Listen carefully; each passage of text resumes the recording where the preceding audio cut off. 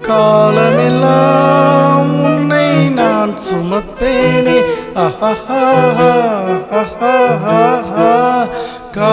காலமெல்லாம் உன்னை நான் சுமப்பேனே